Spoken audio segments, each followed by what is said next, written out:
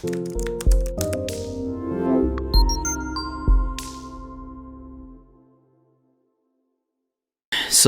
this is somebody named RK. The names have been changed to protect the innocent. And she is asking me, she's breaking down her experience and everything. Pretty high level, going for a CISSP. Let me see. And then they asked me about my role was predominantly security work related. I led a 2-year project to ensure applications database controls were compliant with agency standards NIST guidelines. I also routinely assisted the SCAs, right up my alley, patch management, vulnerability remediation, tenable findings, issues, false positives, risk analysis, submitting waivers, telework. Yeah, so this is really good stuff. This is, if they put this on their resume, then it's going to be a pretty solid resume. How? Okay, they're asking, how do I structure my resume, see attached, to say that my skills gaps are not insurmountable, meaning we can get around some of my skill gaps, and how do I manage / bridge my obvious knowledge, skills, abilities gap as it relates to security control assessor. So you're trying to be a security assessor, right? So that's my interpretation of this, what you're saying, and still command a 6-figure salary. Okay. For instance, during my last role, 2016 to now, I closed out all the poems, and I inherited as far as 2000, and I never once worked with EMAS. Okay. The compliance team was a BCM. Okay. All right. So if I'm understanding your question, RK, you're saying that you want to make your resume in such a way that you are making yourself out to be making a resume that satisfies what people want to hear for an SCA. I hope that I'm understanding that correctly. So how do you put that stuff in your resume so that people make yourself more attractive to these people looking for an SCA person? So first off, you're assuming there's a skills gap, but if you've done all the things you said in that email, if you said you've done poems, you've done false positive documents, you've worked with different teams, then you actually have a lot of skill sets that SCAs are looking for. Because SCAs aren't just pen testers. SCAs aren't just hardcore OSC black hat hackers who can take out any system, take out banks. You know what I mean? So especially if you're dealing with the government, like if you're dealing with large organizations, not just the government, and you've done risk management framework before, then you're especially something they're looking for, because a lot of people in the cybersecurity world, the reason why they don't talk about it a lot, the reason why whenever you type risk management framework, my site is like one of the first ones to come up, and my face is one of the first ones you see, because nobody talks about it. And not only that, but a lot of cybersecurity people don't want to do this work. They don't want to do this work. Even though this path can lead you to pure management, to a C-suite position, or you can even go deeper into ethical hacking if you want, or you can even go into cyber risk analysis. You can go into threat analysis. This path that I'm on has led me to all these things. You know, with the exception of C-suite, I've never done that before. But everything else I've done before. And it's all because of risk management. And why? Because I know I have a very good grasp of best practices for security on servers, on clients, and it's because I've been exposed to all aspects of security for many years. So this path, even though it kind of seems like we're being pigeonholed into this one section, and I see in your resume you're talking about patch management risk framework. That's what you've done for 5 years professionally. That's perfect. That's the kind of stuff they're looking for. All right, let's get into this resume right here. so I can get more information. I'm assuming that you were a risk management framework person like myself, but maybe I'm wrong. Okay, profile. A lot of people like to put this profile up top. That's fine. The only thing I would say is make sure it's stuffed with keywords and key phrases. That's all I'll say about that. Like this, she's doing a good job here. She's saying security professional with 5 years in cybersecurity, patch management, and risk management. Well acquainted with the requirements of the NIST publication, OMB, Congressional, DHS, whatever handbooks, and highly yeah, this is going in the right direction. I would just put like a lot more keywords in here. And so what I'll do is let me just trace my edits here. So what I would do is I'd put some keywords in here, like such as RMF. And the reason why you want to mix it up is because if you just put risk management, some people aren't going to type that. And risk management, by the way, is a very broad term. So you want to make sure as risk management framework, RMF /NIST 800. You want to be very clear with what you're talking. Risk management is not a good keyword or key phrase. So some technical recruiters are going to be looking or going to be typing in what I just typed here, but very rarely are they just going to type in risk management and that's it, unless they're like a claims adjuster or something. Risk management frame. So what I did was I added risk management framework, RMF NIST 837. Right, you might even want to type the whole word for the NIST documentation in there, like the NIST SP 800-37 information security framework, whatever they're calling it these days. Anyway, patch management, and then another one I put in here is a good one, is vulnerability management, because that's actually an equally decent key phrase. Okay, vulnerability management and risk management framework. Okay, that's good. I would argue that vulnerability management is a better keyword, more encompassing than patch management, by the way. Well acquainted with NIST publications. And then here's an opportunity for us to use more keywords. Don't be afraid to use the keywords, especially when they are used in a way that fits the context of what you're saying. 837, 853, 800, and on, whichever, all the main ones you want to type in. You don't necessarily want to put obscure ones in there. Probably, what's another really good one? 137, and I think, if I'm not mistaken, that's what is that one? Continuous monitoring. A lot of people look for that one. OMB, that's okay.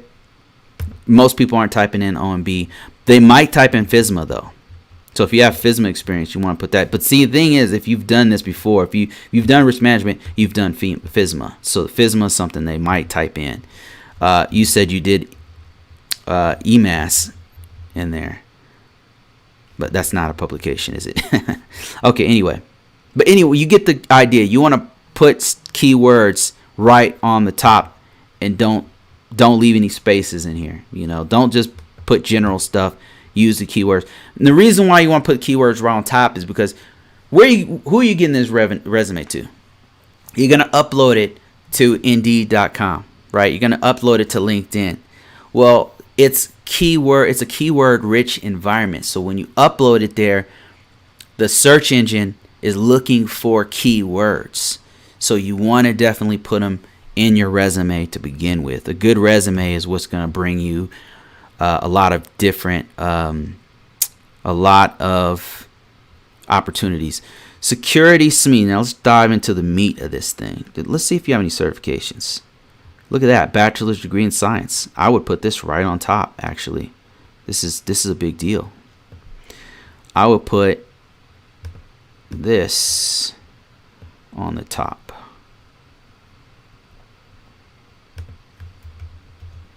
That's what I would do.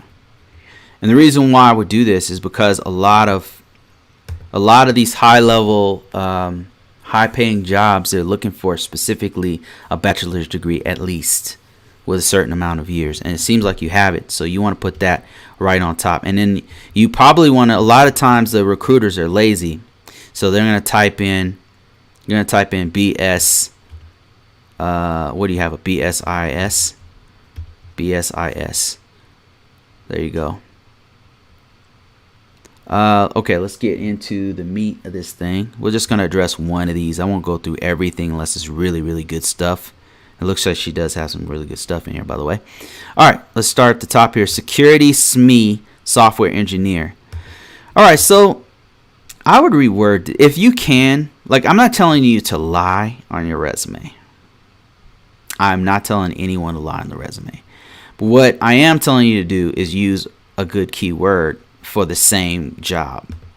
And so first off, let me tell you, this already is sounding really good. A software engineer with security experience, that is rare. That's a rare person right there. And that's what a lot of people are looking for. So you should not, you shouldn't have any problems getting a job remotely. As a cybersecurity person who's done NIST and has held the title of a software engineer, yeah, you should be able to land yourself a really good job. All right. So remotely, by the way, remotely. Okay, so let's do this. So now I'm not lying on this resume, but what I would say is a cyber security subject matter expert would be a better one than what you have. Another thing you could add, I'm not saying add all these, I'm just giving you some options here. SME, cybersecurity. Well, I got to see what you've done first. Let me see, because I don't know. I'm trying to, in my head, I'm thinking engineer and analyst, all these different terms that are really good keywords, but I don't really know what you've done. Let's see. You've restructured the protocol for the quarterly operating division. Okay. CIO, Federal Information Security, FISMA. Okay, that's a keyword. Metrics, Medicaid. Okay. So this is what I want to do with this resume. Like, I see what you're doing here. This is good. And this is good stuff. I'm not saying for you to delete this. This is actually good stuff. But I want to reorganize this. What I would do is I would take this. Thing is, you want to be brief. You want to be straight to the point. You don't want to be wordy. You want to put keywords in there and just hit them right in their mouth within 3 sentences. Within 1 sentence, you want to get to their keywords. They're looking for a certain thing. When I say they, I mean employers. I don't know what's going on with this formatting, but it's really upsetting. All right, so let me just make another line here, and we're gonna type in. She said served as a representative for application and database teams at security control assessments. Oh, okay. Here's what I would do. Assisted security control assessments, CA, as a part of the database, team representative. Well, let's just say part of the database teams. And then we want to put the action, and we got straight to the point. It's not like wordy like you got going here. You sound very smart. You definitely have a bachelor's degree, but we're dealing with people who are different levels of English. All right. You want to get to the point. Not only that, but you're also dealing with people who have to go through 100 resumes a day. You got to get to the point. Just action, keywords in the action. What was the impact? That's it. You don't even have to. The impact is optional, and that's for people who are the deeper readers who are going to be reading your resume. Once the second round of interviewers are going through it, they're going to really read through your resume, right? You don't want to put lies because they're going to challenge you on them. So what I did here is I put the most important thing first. She says she wants to be a SCA, so I put that up right on top. You want to put all the most important key stuff, put it on the top, because 9 times out of 10, interviewer a technical recruiter is only gonna read through the first couple lines of your resume, and then if you don't have what they need, it's going to be on to the next resume. I know this because I've done technical recruiting before, so that's what we did. We had a stack of resumes and we had to get through them, and then people who fit the description were close, like they had the degree, they had the certain time frame, they had maybe a little experience. We would spend more time looking at the resume. If they were completely out of the box, like it's not even, they've never done any security, any IT, they don't have the years, they don't have the mandatory certification, you got to put in another pile and move on to the next one, and that other pile, by the way, is like, I got nobody else to choose from. I guess I'll look at this one more time. So you got to get straight to the point. Put the years in there, put the degree, put the certifications, because those are the things a lot of these high-paying companies are looking for. Okay. Assessment, and I can see I spelled this wrong. Always do spell checks on your stuff, by the way. Assisted security control assessments as a part of the database team was the impact. The securing, let me see, attained a system, let's say the system as a result, that's what we're trying to put the impact in there. The system attained an authorization to operate.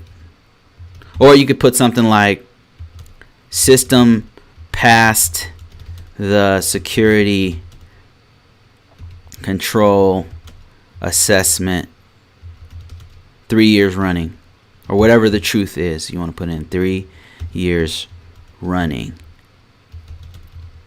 for the organization. Whatever. We're just putting action. Let me see if I can action and impact. I'll make this green. So that's what. Oh, that you can't see that, can you? Blue. Let's put it blue. Action, impact, keyword rich. Keywords here is security control assessments and SCA. So a lot of people are gonna assisted security. Let's put assessors. Security control assessors. There we go. And then the next thing is we need some more stuff in here. Okay, so led and completed a 2-year project to ensure the CMS, content management system, applications under the contract compliant with the CMS information acceptable risk safeguards, NIST 853 controls, and worked with various stakeholders in scheduling routine ongoing maintenance for. Okay, there's a couple things in here I would pick apart, I would pick out and highlight them. You got them in this giant sentence where you got a couple things that you've done in here, which is good, but we want to highlight security items, and then we want to get them apart and get straight to the point so they know you've done these things. Okay. You said you did it in cloud. What did you do with cloud? That's a good one. NIST 853 version 4 controls. They're on 5, by the way, as of like this week, or last week, I should say. And worked with various stakeholders in scheduling routine ongoing maintenance for the password update for all related on-prem and cloud. Okay, you kind of run some stuff together. Here's what I would do. I would not run all the stuff together. I would take it as a separate thing, so that it's highlighted and it's right up front. So let's say this. You said that you worked with various stakeholders scheduling the ongoing maintenance for password updates. Okay, so what do password updates do? So because password, the reason why I'm digging deeper on this is that just updating passwords is good, but helping to manage the account management policies is great. You see what I'm doing here? So a password is part of the authentication methods. A password is part of account management.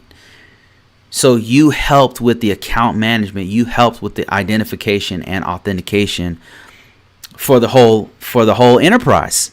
You didn't just put passwords in. I mean, yes, that's one of the things you did, but I'm sure you helped with many other things.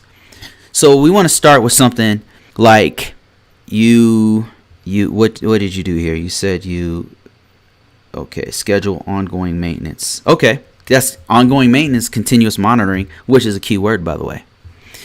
All right, let's see here. What do we do? Undo. Okay. Performed continuous monitoring. Keyword 1.